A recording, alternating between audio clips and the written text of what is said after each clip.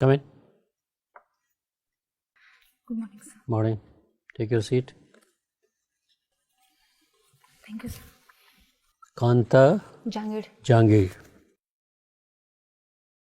आप block development officer हैं। आप Yes, sir. बीडीओ की पोस्ट पे Yes. आप हैं।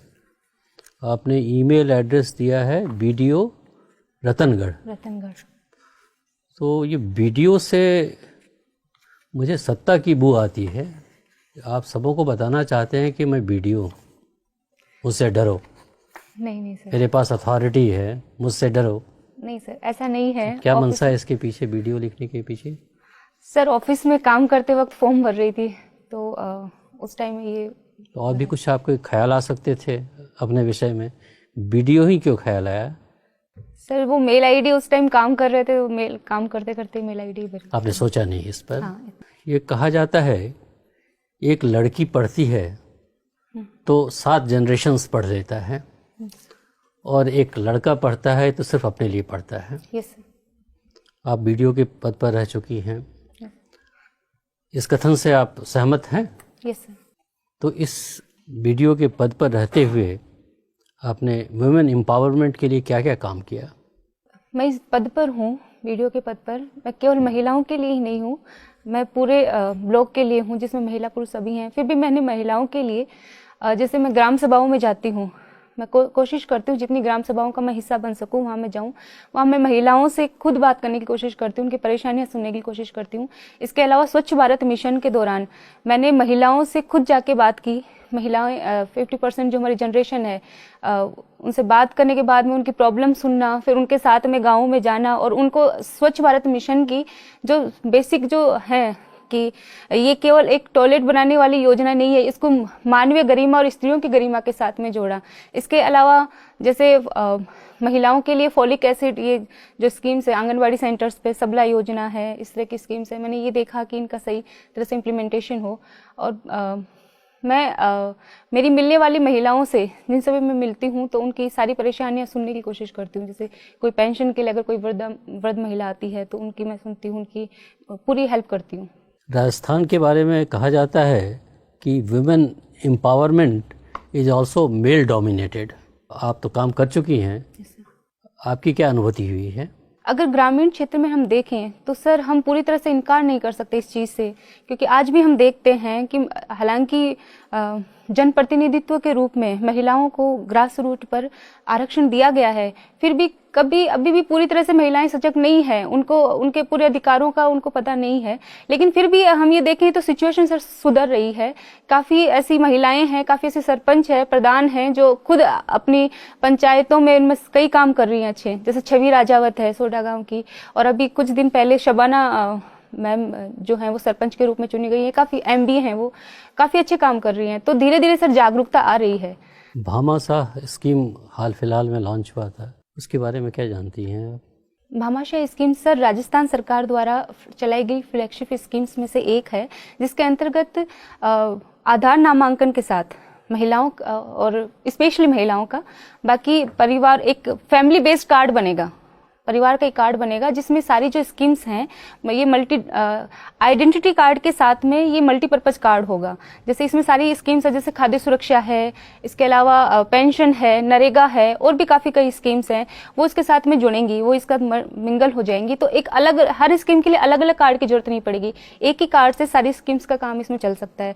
तो इस स्कीम के द्वारा विमेन एम्पावरमेंट भी हुआ है, हम देखें तो फाइनेंशियल इंक्लूजन भी हुआ है, और अलग अलग कार्डों की जरूरत नहीं है। ग्रामीण आदमी को खूब सारे कार्ड नहीं, एक कार्ड से उसका काम चल जाता है, तो मल्टीपर्पज कार्ड है। आपको जो फंड्स मिलता है विमेन एम्पावरमेंट के एरिया में, उसका सदुपयोग हो पा रहा है आपके यहाँ? सर सदुपयोग का उपयोग, अगर उसको उपयोगितावाद के हिसाब से हम देखें तो पंचायतों में काफ़ी काम हो रहे हैं, असेट जनरेशन हो रहा है, अगर उनका देखा जाए तो रोजगार निर्माण हो रहा है, और पॉवर्टी रिडक्शन भी हो रहा है। तो जो पैसा मिल रहा है उसका मोस्टली सदुपयोग हो रहा है। कुछ एक दो इंसिडेंट्स के कारण हम ये नहीं मान सकते कि उसका सदुपयोग नहीं हो रहा है। बट CNG की रिपोर्ट आई है राजस्थान पर 16-17 पे, तो ये कहती है कि साहब आप फंड तो आप यूटिलाइज ही नहीं करते हैं। आपको जानकारी है CNG रिपोर्ट की? सर सीएनजी रिपोर्ट तो मैं देखूंगी, लेकिन इसकी पूरी जानकारी नहीं है। लेकिन फिर भी काम सर, पैसा उपयोग हो रहा है, कुछ नहीं करते हैं, लेकिन हम कुछ इंसिडेंट्स के कारण ये नहीं कह सकते कि पैसा सदुपयोग नहीं हो रहा है। काफी काम हो रहा है सर पंचायत में। कांता, कितने वर्ष से है आप वहाँ पे वीडियो? 6 साल से। 6 साल से है। तो आपने 6 कौन से अच्छे काम किए हैं, ये मुझे बताइए। अपने ब्लॉक के विकास के लिए कौन से अच्छे काम किए? सर मेरे ब्लॉक के विकास के लिए मैंने जो केंद्र और राज्य सरकार की जितनी भी स्कीम्स हैं उनकी प्रभावी मॉनिटरिंग की है, ठीक ना। इसके अलावा कम्युनल वायलेंस जब हुई थी उसमें मैंने काफ़ी बढ़ चढ़ के हिस्सा लिया था और उसमें काम भी किया था। एसबीएम में हम लोग सुबह पहले निकलना 5 बजे निकलते थे और हमने उसमें काफ़ी महिलाओं का साथ लिया, बच्चों का साथ लिया, स्कूल जाके हमने काम किया था वहाँ पे। तो एसबीएम में हमने काम किया है। इसके अलावा जितनी भी स्कीम्स चल रही है उनकी फील्ड विजिट करना और उनका देखना कि लोगों को समय पर उसकी किस्त मिल रही है या नहीं मिल रही है, ये सारे काम देखना। अच्छा ये बताइए, आप तो चूरू एरिया में हैं, पंचायत समिति, हाँ, तो पंचायत में महिलाओं की भागीदारी कितनी है? सर सैद्धांतिक रूप से देखें तो पंचायती राज में महिलाओं का अगर जनप्रतिनिधित्व के आधार पर देखा जाए 50% है। 50%? हाँ। लेकिन व्यवहार में इसलिए अभी पूर्ण रूप से साकार नहीं हो पाया। लेकिन इसमें ये होते हुए भी सर, आरक्षण होते हुए भी मैं ये देखती हूँ ग्राम सभाओं में महिलाओं का अभी इतना पार्टिसिपेशन नहीं है। महिलाएं या तो आती नहीं हैं और अगर वो आती भी हैं तो अपनी बात कहती नहीं है। इस वजह से सर जो स्कीम्स, जो जेंडर बजट बनना चाहिए, क्योंकि ग्राम सभा का बजट जो है वो ग्राम सभा लेवल पे वो बनता है, तो उसमें महिलाओं के मुद्दे इतने नहीं आ पाते हैं। जैसे अगर महिला एक बात करेगी, पुरुष और महिला की सोच की अलग बात है सर, क्योंकि अगर महिला अगर अपनी बात करेगी तो पेयजल की बात करेगी, वो गंदगी की बात करेगी और वो शिक्षा की बात करेगी, इस तरह की बात करेगी। लेकिन अगर पुरुष अगर बात करेगा तो सड़कों की बात करेगा। तो ये अलग अलग सोच है। तो वो ग्राम सभाओं का जो बजट बनता है उसमें महिलाओं के मुद्दे इतने नहीं आ पाते हैं। तो ऐसे जगह जहाँ पे महिलाओं के मुद्दे ज्यादा नहीं आ पाते हैं, इन जगह पे आपका वीडियो होना कितना सफल रहा है? सर एक इंसान एक दिन में सब कुछ नहीं कर सकता। मैं अपनी तरफ से पूरी कोशिश कर रही हूँ। मैं खुद भी जाती हूँ, मैं महिलाओं से बात भी करती हूँ और काफी पार्टिसिपेशन बढ़ा भी है। पंचायत समिति की मीटिंग्स में भी मैं ये श्योर करती हूँ कि महिलाएं खुद आएं, महिला जनप्रतिनिधि खुद आएं और वो अपनी बात कहें। ग्राम सभाओं में भी मैं यही कोशिश करती हूँ कि मैं महिलाओं से बात करूँ। और इसके अलावा भी कई हमारे जो प्रोजेक्ट हैं, जो स्कीम्स जो चलती है, जैसे भामाशाह स्कीम है, उसमें घर घर हमें जाना था। राजस्थान संपर्क में हमें फील्ड विजिट करनी थी, तो वहाँ पे भी महिलाओं से हमने काफी बात की है। चैनिका उनियाल पांडा नाम सुना है आपने? चैनिका नहीं सर, कोई बात नहीं। अच्छा मुझे एक चीज़ और बताइए, आप सीकर से भी नहीं, सीकर और चूरू दोनों में अगर शिक्षा के आधार पे हम देखें तो कौन ज़्यादा विकसित है? सर सीकर और चूरू में शिक्षा के आधार पर सीकर ज्यादा विकसित है। आपने फिलॉसफी पढ़ा हुआ है ना? हाँ, दर्शन शास्त्र। अगर देकार्त और ह्यूम, इन दो के बारे में हम बात करें तो बताइए दोनों में क्या अंतर है? देकार्त संदेह को एक आधार बनाते हैं। संदेह को एक आधार बनाकर वो गणितीय विधि के माध्यम से पूर्ण ज्ञान की प्राप्ति का प्रयास करते हैं, संदेह रहित ज्ञान की प्राप्ति का प्रयास करते हैं। तो संदेह उनके लिए एक साधन मात्र है। लेकिन ह्यूम के दर्शन में संशयवाद काफी बढ़ जाता है। वो हर एक चीज पर संशय करते हैं, वो आत्मा पे भी संशय करते हैं। तो उनके संशयवाद उसमें साधन नहीं साध्य बन जाता है। तो ये दोनों में बीच डिफरेंस है। अच्छा, दोनों को अगर हम 2 शाखाओं में विभाजित करें, नॉलेज के, ज्ञान के 2 शाखा में, तो किस किस शाखा से दोनों को संबंधित करेंगे? सर देकार्त को हम संबंधित करेंगे बुद्धिवाद से और ह्यूम अनुभववाद से। अनुभववाद से करेंगे। अच्छा एक चीज़ और भी बताइए, आपने डायलेक्ट्रिकल मटेरियलिज्म भी सुना होगा? हीगल और मार्क्स, दोनों में क्या अंतर है? मार्क्स भौतिकवाद को आधार बनाता है, हीगल अध्यात्म को आधार बनाता है। वो अध्यात्म के आधार पर भौतिकवाद की स्थापना करता है। लेकिन मार्क्स के अनुसार अध्यात्म या विचार को आइडिया को हाँ, वो तो एब्सोल्यूट आइडिया क्या है? चलिए कोई बात नहीं। जी कांता, कैसा महसूस कर रही हैं? मुझे बताइए कि यदि मैं आपका एप्लीकेशन फॉर्म देखूं तो मुझे सबसे पहला सवाल तो यही दिमाग में आता है कि एक वीडियो तो 24 घंटे की नौकरी है। आप यहाँ तक पहुंची कैसे बिना वीडियो की नौकरी के साथ बेईमानी की हुई?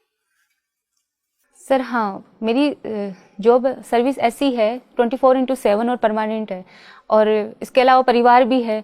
तो मेरे लिए मुद्दा इनमें सब चीज़ों में मैनेजमेंट का था। मैंने इन सब चीज़ों के बीच में मैनेज किया है अपने आप को, और उस समय अपनी पढ़ाई के लिए भी निकाला है। और पढ़ाई के लिए निकाला है कि तो पर्याप्त प्रमाण दिख रहे हैं कि आप यहाँ पहुँच गए। मेरा संदेह ये है कि इसके लिए आपने अपने कर्तव्य के साथ, खास तौर से परिवार फिलहाल मैं नहीं बात कर रहा हूँ, लेकिन कम से कम वीडियो की नौकरी के साथ बिना अन्याय किए तो कोई वीडियो IAS का मेंस देने पहुंच नहीं सकता। नहीं सर, ऐसा नहीं है। मैंने वीडियो की नौकरी के साथ पूरी ईमानदारी के साथ काम किया है। आप मेरी अगर किसी भी स्कीम में देखेंगे तो हर एक स्कीम में काफ़ी अच्छा काम है। ब्लॉक लेवल, जिला लेवल पर इस बात इसकी होती भी है कि मुझे इसलिए पुरस्कृत भी किया गया है कि काम के लिए। लेकिन मैं अपनी पढ़ाई के लिए भी समय निकालती हूँ, लेकिन वो मेरी नौकरी का समय नहीं होता। मेरी सर्विस के बाद में जब मुझे समय मिलता है, जो मेरा व्यक्तिगत समय होता है, उसको मैं पढ़ाई में लगाती हूँ सर। समय की तो बात ही नहीं कर रहा, फिलहाल तो मैं मेंटल स्पेस की बात कर रहा हूँ। मानसिक स्पेस जो है, यदि आप नौकरी में पूरी तरह से इन्वॉल्व हैं तो आपकी पूरी मानसिकता, पूरा दिमागी जो फोकस है वो नौकरी पर रहेगा। ऐसे में किसे हीगेल और कांट याद आएंगे? नहीं सर, नौकरी सही है और उसके प्रति लगाव भी होना चाहिए, लेकिन मैं उसे अपने आप पर हावी नहीं होने देती। मैं जब ऑफिस में होती हूँ, मैं पूरी ईमानदारी से काम करती हूँ। डायरी लिखती है। यह बात कि आपकी काम करने की ईमानदारी पर आपसे एक साक्षात्कार में संदेह किया गया, इस बात को आप डायरी की एंट्री में कैसे लिखेंगे? आप समझ पा रहे हैं मेरा सवाल? यह है, चूंकि आप सफल हुई इसलिए आप पर संदेह किया गया, इस बात को अपनी डायरी में कैसे लिखेंगे? सर, इसमें मैं यही लिखूंगी कि हालांकि मुझ पे संदेह किया गया है, लेकिन मैंने अपने आप को इससे यहाँ तक प्रूफ किया है, तो मैं आगे भी अपने आप को प्रूफ करने की पूरी कोशिश करूंगी। और इसके अलावा मैं इस चीज़ को निगेटिव नहीं लूंगी कि हालांकि संदेह किया गया है, लेकिन अगर मेरा काम देखा जाए तो मैं काम के आधार पर कहीं पर भी मैं कम नहीं। कांता, आपने बताया कि आपने जब सांप्रदायिक विद्वेष किसी क्षेत्र में बढ़ रहा था तो प्रशासन की तरफ से उस विद्वेष पर काबू पाने की कोशिश की।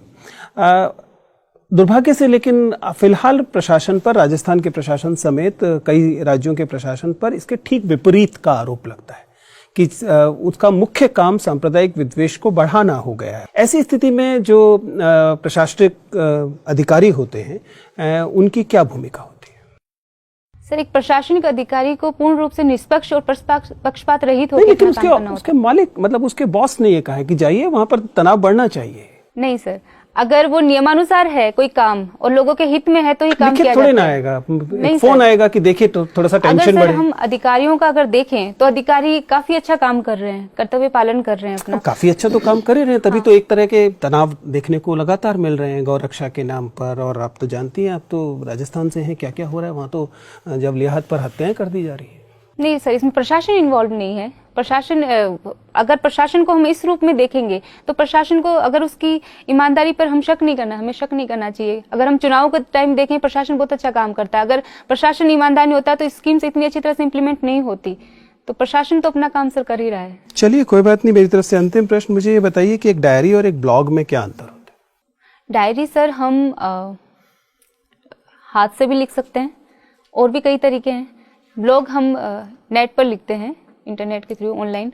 और डायरी हमारा, सर आई हैव टू से इसको मैं सही तरीके से और देखूंगी। ठीक सर। कांता जी, आप बहुत ईमानदार तरीके से सारे प्रश्नों का जवाब दे रही हैं। ईमानदारी आप में जबरदस्त है। आप मुझे ईमानदारी से अब ये बताइए कि क्या किसी पॉलिटिकल लीडर ने कभी आपको कोई भी ऐसा कार्य करने के लिए दबाव बनाया जो आपकी नज़र में लीगली परमिशेबल नहीं था? सर, पॉलिटिकल प्रेशर इस सर्विस का पार्ट एंड पार्सल है। मैं मना नहीं करूंगी कि मुझ पर कभी पॉलिटिकल प्रेशर नहीं आया। कई ऐसे मौके आए हैं जब मुझ पर पॉलिटिकल प्रेशर आया है, लेकिन मैंने उस दबाव का सामना किया है। और मैंने अगर मुझ पर ऐसा दबाव आया भी है तो अगर मुझे लगा है कि ये काम सही है तो मैंने किया है, क्योंकि वो भी जनप्रतिनिधि हैं, वो जनता का प्रतिनिधित्व करते हैं, उनसे अपेक्षा है जनता की। अगर वो सही है तो मैं करती हूँ, लेकिन अगर वो काम इलीगल है, वो नहीं कर सकती, तो फिर मैं उन्हें समझाने की पूरी कोशिश करती हूँ कि मैं ये नहीं कर सकती। सही चैनल से जो काम हो रहा है उसके लिए पैरवी की तो कोई गुंजाइश ऐसा होती ही नहीं है। वो तो नॉर्मल प्रोसेस में ही वो हो जाएगा। किसी की तरफ से कोई भी अगर दबाव आ रहा है, जैसा कि आप कह रहे हैं, एडमिट कर रही हैं आपकी पॉलिटिकल प्रेशर होता है, तो वो उस मतलब ट्वीक करने के रूल को थोड़ा सा पार्शियली ट्वीक करके, जो मतलब कि छुपने की गुंजाइश होती है, मैं उस संदर्भ में बात कर रहा था। सर, रूल्स इतने रिजिड नहीं होने चाहिए। मतलब कि अगर जैसे मान लिया किसी पेंशन की बात है या कोई ऐसी बात है जिसमें हम खुद अगर फॉर्म भरवा के या कुछ करके अगर हम किसी को लाभ दे सकते हैं तो वो तो हम कर देते हैं। लेकिन अगर कोई ऐसा है कि जिससे बिल्कुल अलग काम हो रहा है या किसी गलत कोई फायदा उठ रहा है तो फिर वो काम सर मैं नहीं करती। मतलब साध्य महत्वपूर्ण है, साधन चाहे हाँ, कैसा भी। नहीं साधन सर महत्वपूर्ण है, लेकिन साधन केवल ये नहीं होना चाहिए कि सर हम रूल्स के बैठे ही रहें, उनको पकड़ के बैठे रहें। कई बार ऐसा होता है कि सर कई गरीब आदमी आते हैं, कई और भी तरह के काम होते हैं, तो उनकी अगर थोड़ी सी हेल्प कर दी जाए, जैसे उनका फॉर्म खुद भरवा दिया जाए या जैसे पेंशन का है ऑनलाइन उनको करवा दिया जाए या उनको कोई डॉक्यूमेंट उनको बता दिया जाए ये हैं या उनको कह दिया जाए बाद में ये लेकर आ जाइए, तो ये उनकी हेल्प है। अगर इतना तो मानवीय दृष्टिकोण सर होना ही चाहिए। ठीक है। अच्छा ये बताइए, आरक्षण देकर हमने रिप्रेजेंटेशन बढ़ा दिया, लेकिन जो अपेक्षित सशक्तिकरण है वो नहीं हो पाया। वो हर चीज, जैसे ग्राम पंचायत का आप हवाला दे रही थी उसमें भी, तो क्या जरूरत ये थी कि पहले महिलाओं को सशक्त बनाया जाए आर्थिक रूप से और शैक्षणिक रूप से, और तब उनको आरक्षण देके वहां पे लाया जाए? तो आपको लगता है, मेरा प्रश्न ये है कि ये पूरा जो कंसेप्ट है वो काउंटर प्रोडक्टिव हो गया है? नहीं सर, काउंटर प्रोडक्टिव हम इनसे नहीं कह सकते, क्योंकि ये सारी चीजें हैं वो साथ साथ चलने वाली हैं, पैरेलल हैं। आप सशक्त करोगे उनको राजनीतिक रूप से, अगर उन्हें सशक्त करोगे तो उनमें कॉन्फिडेंस आएगा। क्योंकि आज कई महिलाएं हैं जो अपने मतलब वो विधायिका में फिर जाएंगी, आगे उसके बाद में वो संसद में जाएंगी, तो उनका कॉन्फिडेंस बूस्ट होना चाहिए। तो ये नहीं कह सकते कि हम पहले उनको पूरी तरह से शिक्षित कर दें, ये कर दें, तो इसमें तो सर काफी टाइम भी लगेगा और ऐसा ये साथ साथ होने वाली प्रोसेस है। अच्छा, महिलाओं के अधिकार को संरक्षित करने के लिए एक शीर्ष संस्था है नेशनल कमीशन फॉर वुमेन।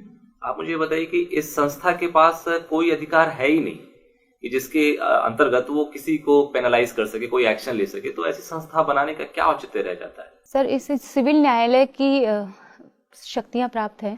ये अगर कोई भी शिकायत है तो इनमें शिकायत की जा सकती है, ये जांच करवाती हैं, और इसके अलावा फिर किसी भी तरह के अगर डॉक्यूमेंट वगैरह हैं वो मंगवाते हैं। और हालांकि इनको दंड देने का निर्णय नहीं है, दंड देने का काम फिर अदालत का है सर, लेकिन इससे इनकी उपयोगिता पर संदेह नहीं किया जा सकता। महिलाएं अगर इस तरह के अगर होंगी नहीं संस्थाएं तो फिर महिलाएं कहाँ अपनी बात कहेंगी। तो महिलाओं की बातों को सुनने के लिए, उनको अधिकारों के प्रति सजग करने के लिए, इनका काम सिर्फ शिकायत सुनना ही नहीं है, स्कीम्स भी हैं, उनके बारे में लोगों को बताना भी होता है, महिलाओं को जागरूकता पैदा करना भी होता है, तो इनकी उपयोगिता तो है ही सर। कांता जी, आप वीडियो हैं, तो ये बताइए कि अर्बन लोकल बॉडीज, समझ रहे हैं आप? अर्बन लोकल बॉडीज, इसमें कई राज्य सरकारों ने एजुकेशनल क्वालिफिकेशन लाने की कोशिश की है। तो आपका क्या मानना है, इसके क्या फायदे और नुकसान हो सकते हैं? अर्बन लोकल बॉडीज में सर शिक्षा का लाने का किया, राजस्थान में किया भी है, पंचायती राज में शिक्षा का उन्होंने किया है कि शिक्षित से 8th और 10th का उन्होंने किया है कि इतना शिक्षित होना चाहिए। मैं सर इसको पॉजिटिव रूप में लेती हूँ, क्योंकि अगर शिक्षित लोग आएंगे तो वो नियमों को अच्छी तरह से समझेंगे, एक युवा पीढ़ी आएगी। और सर इसका सबसे बड़ा फायदा तो मैंने ये देखा है कि कई प्रौढ़ व्यक्ति जो शायद शिक्षित नहीं होते या कोई नहीं लेते, उन्होंने भी पढ़ाई करी है और उसके बाद में उन्होंने डिग्री ली है। तो इसका कोई नुकसान नहीं है? आप नहीं देख रहे कि ये कुछ एक विशेष समूह को वंचित करेगा ऐसे पदों पे आने से? सर वंचित करने का इसमें ही नहीं है सर, क्योंकि क्या कुछ विरोधाभास नहीं है कि एमएलए या एमपी बनने के लिए आपको कोई एजुकेशनल क्वालिफिकेशन नहीं है, लेकिन आप पंचायत में आना चाहते हैं तो आपको एक कम से कम 10th पास होना चाहिए? सर हमने इसे ब्लॉक लेवल, इसको पंचायत लेवल पर हमने इसको इम्प्लीमेंट किया है ताकि इसके हम देख सकें कि इसके क्या फायदे और क्या नुकसान हैं। और दूसरी बात सर, एक जनप्रतिनिधि अगर ग्रास रूट से ही पढ़ लिख कर आएगा, यहाँ से अगर सही होगा उनका बोलने का और उनका प्रेजेंट करने का, तो आगे फिर उसका सर फायदा आगे बढ़ेगा। तो ये सही है सर। आप फेवर में है कि एजुकेशनल क्राइटेरिया होना चाहिए। तो क्या ये आगे चल के एमएलए और एमपी के चुनाव में भी नहीं करना चाहिए एजुकेशनल क्राइटेरिया, या वहाँ ऐसे ही चलना चाहिए? सर करना चाहिए, और इसमें सरकार को इसमें सोचना चाहिए, सरकार। ठीक है। अच्छा ये बताइए, सोशल जस्टिस और जेंडर जस्टिस से क्या समझते हैं आप? सर जेंडर जस्टिस में महिलाओं के प्रति होने वाले अन्याय को रोकना और उन्हें पूर्ण रूप से सहायता। अन्याय महिलाओं के साथ ही होता है? सोशल जस्टिस में इसमें सर फिर महिला, दलित और बाकी और पिछड़े वर्ग जो हैं बाकी उन सब के प्रति अन्याय है। अच्छा, और अगर आपको चुनना हो कि सोशल जस्टिस पहले इस्टेब्लिश किया जाए या जेंडर जस्टिस, तो कौन सा आप चुनेंगे? मैं सोशल जस्टिस को चुनूंगी सर। और जेंडर जस्टिस नहीं? जेंडर जस्टिस उसमें आ जाएगा सर, सोशल जस्टिस में वो इंक्लूड है। अच्छा, एक और चीज़ ये बताइए कि क्या हम ये मान सकते हैं कि corruption is a necessary evil, जहाँ तक गवर्नमेंट का सवाल है, गवर्नमेंट की फंक्शनिंग है? सर, करप्शन के लिए हम पूर्ण रूप से मना नहीं कर सकते कि करप्शन नहीं है, मैं ये नहीं कह सकती। कई ईमानदार भी हैं, कई बेईमान भी हैं, लेकिन करप्शन हर जगह पर है। हम ये नहीं कह सकते किसी एक डिपार्टमेंट विशेष में है, लेकिन करप्शन को नेसेसिटी नहीं मान सकते। करप्शन अल्टीमेटली करप्शन को हमें दूर करना ही चाहिए सर, इसे हम आवश्यक कैसे मान सकते हैं?